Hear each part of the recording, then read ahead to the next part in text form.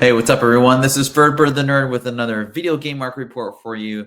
I think it's the first one, not the second one of January 2025. But I also have an unveiling of a game that I bought on a Whatnot sale.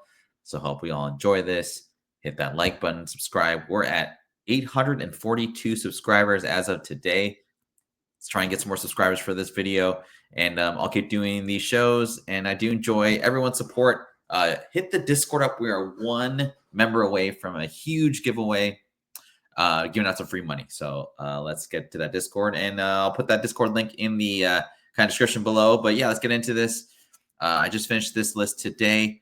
I wanted to see what the sales were coming into the end of the week. So I do apologize for this coming a little bit later. I may do comic book reports on Fridays now. We'll see, just because I want to see how the market kind of slows down from the FOMO over the weekend. And if you guys are not watching any other top 10 video shows, there's a couple on tonight. There's a live one that goes on at around 8 o'clock, I want to say, on Stein's Top 10. So give it a look-see.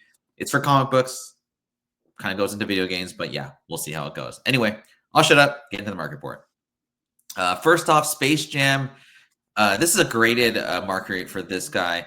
So I don't know how I stumbled upon this. I think I was looking at like listings for the past week and just kind of trying to see what was like kind of going crazy over the past couple or for this past week or whatever. Yeah, the OG Space Jam went for $1,100 for a sealed version of this, and that wasn't an offer. That was multiple bids on this video game. Now, this hits a lot of nostalgia, of course. It's a PlayStation 1 game. It's Space Jam. It's Jordan on the cover. It's Bugs Bunny. And if you are a completionist of Michael Jordan or a collector of him, this might be a nice one to get. It's from the mid-90s when Jordan's popularity was at its all-time highest. But $1,100 for a sealed video game from 9.8 of a very, if not the most famous sports figure of all time. I think that's a really good deal, and I think it's just gonna hold value. It's gonna go really slow, but it's gonna hold its value. Second, we got Haunting Ground number 2. I could not find a single sealed version of this game. There's a bunch of listings for $500 at least. It's a PlayStation 2 game. It was on the heels, I think, past, I want to say like it's kind of near the end of the PS2 cycle, I want to say. Maybe 2003. So maybe that wasn't the end of the PS2 cycle. But anyway, this game came out. Reviews are horrible. It got like a 6.2 out of 10 on, I think, Video Game Radar or something like that. But as more players played this game throughout, they kind of got like a cult following. There's a little bit of sexuality involving the main character and her doggy dog friend over here. I can't believe I just said that. I wish I could clip that out. But anyway, it made this game into a cult fave. And obviously, with the horrors, like they just don't show up anywhere. People don't really, a lot of collectors back in the day or players back in the day didn't really get into the horror game so much. They're more action-packed stuff. So this is like storytelling. I don't know if this will ever become like a show or a movie, and I'm not really going for that. This is just purely on rarity and the fact that it's a horror game versus just like a regular game. But $500 at least for a CIB, that's pretty tough. And I couldn't find any graded sales of this, so this might be one of those like get it in a good condition, graded 8.5, and maybe it'll make $500 on it. Who knows? Power Rangers from the Sega Game Gear console specifically. I thought this was a fun one. I don't know of anyone that had a Sega Game Gear, except for a couple of friends. And I look back on it, and just from like a usability standpoint, I feel like I was more Sega Game Gear than I was a Game Boy. Purist or whatever you want to call it. But Nintendo just had that grapple of the brand itself. And Game Gear, even though it was in color as well, for some reason, it just didn't do as well. And if you look at a Switch currently today, I mean, it's basically a Sega Game Gear. $190 for this sealed version of this. I've seen CGC gradeds of this in 9.8 go for like $500. It's a clean cover. It's nice artwork. It's Mighty Morphin Power Rangers. It's for whatever reason, Mighty Morphin Power Rangers have like stood the test of time. I think it's one of those underrated brands that people don't really think of. And I think this is a great get if you're a Power Rangers fan and if you're a Sega fan, which is very little of us out there. But on to the next one. Grand Theft Auto Vice City Stories. Now, this is obviously an expansion to the Grand Theft Auto game. It sells for about 190 to 290 for solid grade sealed. And oddly enough, I found a 99 go for 212.50. Now, GTA 6 may or may not come out this year. They're saying that it's either end fourth quarter of 2025 or possibly mid 2026. Who knows? But I think this is a nice one to get for like if you want kind of an obscure game versus like in a collector's edition. This is a nice one to get graded. Again, 99 went for 212.50. I think Grand Theft Auto is not going anywhere anytime soon. I don't think they'll ever make like a show about it. I think it's just a continuation of the brand. I think the real collectability of this game would be if they went like full on like online and just created a metaverse for Grand Theft Auto. I think that would really push this into the stratosphere. But nonetheless, if you can find a nice sealed version of this or a 9.8 for like $100, I don't think it's a bad long-term investment for you GTA nerds. Before I get into this one, I just want to say thanks everyone for all your support. Do me a favor, hit that like button. If you made it through this, it's only 6 minutes of your time. It takes about 2 seconds to hit that like button. It helps the algo. It helps me make more of these shows, and I do enjoy it. Obviously, we're doing something a little bit right here with the more subscribers we get, and we may come back live in 2025 with something a little bit different this year than just regular comic books and video games. Kind of want to get more into the like collectible slash investable type stuff, but more over a longer term period versus getting just a bunch of stuff and flipping it. I just think it'd be more fun. But yeah, anyways, back to the slides here. Sonic number 3 for the PS3.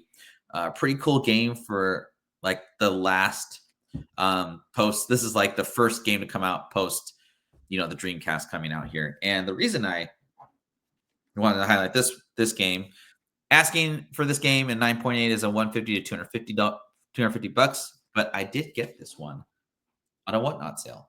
Pretty cool. And it's a 9.8. I got this for about $88. Skylar Racing, I think, is the guy's Whatnot handle. He does a bunch of graded games. So if you're on Whatnot, if you're trying to check out some good shows, he's always putting out really good deals, and his shows are hilarious. It's like the funniest freaking show I've seen on Whatnot. It's very entertaining. You can get some really good deals on that for sure. So very fun. I'm gonna hold on to this for quite some time, and I just thought, for $88 and a 9.8, this is really solid, and just presents really well. And the fact it's PS3, those PS3 like 10-year-olds are coming into some money and they're having real jobs. So this hits nostalgia for those age groups for sure. Next up, Punisher for the PS2. Oh, this is a pretty cool game. I don't remember this game at all, but with the hype with Punisher coming out soon and entering that MCU universe via John Bernthal, $100 for a CIB, which I thought was really expensive. So it means like one, probably there wasn't a ton out there, and this probably wasn't bought or people loved this game. And I think, for me, I was just thinking of separate from the comic books, I wanted something that had to do with video games, and Punisher coming out pretty soon. If you can find a sealed version, though, I'd say pay the extra $50 and try and get a nice grade of it, polish it up, send it over to CGC or VGA, whatever you want to use. Make sure it has that sticker on there, and get that bad boy grade and hold on to it. But yeah, like I said here, got to think outside the box for Punisher collectibles and just, MCU collectibles in general. All right, we got one more game after this one, but this is Stranglehold from John Woo's Hard Boiled, which has the record, I don't know if still, but to this day, of the most deaths in a movie that's not a war movie. If you've seen Hard Boiled, all you have to know is the hospital scene. If you haven't seen Hard Boiled, it still tracks. It's like from 1992. It's a John Woo film. Chow Yun-fat, who's on the cover here, obviously he voices the game. He's the voice of the character in the game, and this is kind of weird. This has dropped quite a bit. I kind of want to pick up one just for myself, but yeah, I remember seeing this for like $100, $125, like a few years ago prior to the pandemic. And I always just wanted a copy because I loved the game, and I loved like Hard Boiled is like one of the craziest movies I've ever seen.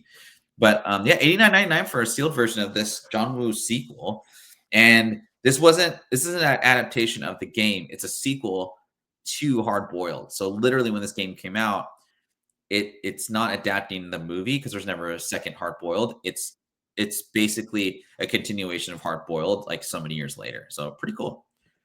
And last but not least, I was talking about this on I think on the OTR show a long time ago, and I think there's an option to last year or the year before. I can't remember just because I get so confused with years, for the past 10. But a $300 or $300 for a 90 that sold yesterday. Not bad. So I think you have a lot of things going for you here. It's optioned. It's a beloved property. The comic books do really well.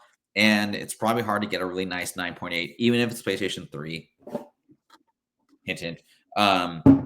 But look out for sealed copies if you can under $30 or maybe even 50 if you can look at the Y folds and really see if it's a good grade because $300 for a PS3 game, that's pretty impressive in my opinion. I'm really bullish on PS3 sealed games for right now, just because I think that's the next generation that's gonna really start to heat up. And with this physical media thing going away, you're gonna download more PS3 games, so it's less likely that those sealed versions are going to be available for PS3 in general. But that's your report for the day. Hope you guys all enjoy the rest of your weekend. I'll see you all next week. Have a good day. Take care and don't spend too much money. We got inflation numbers today and they're pretty bad. So anyway, take care.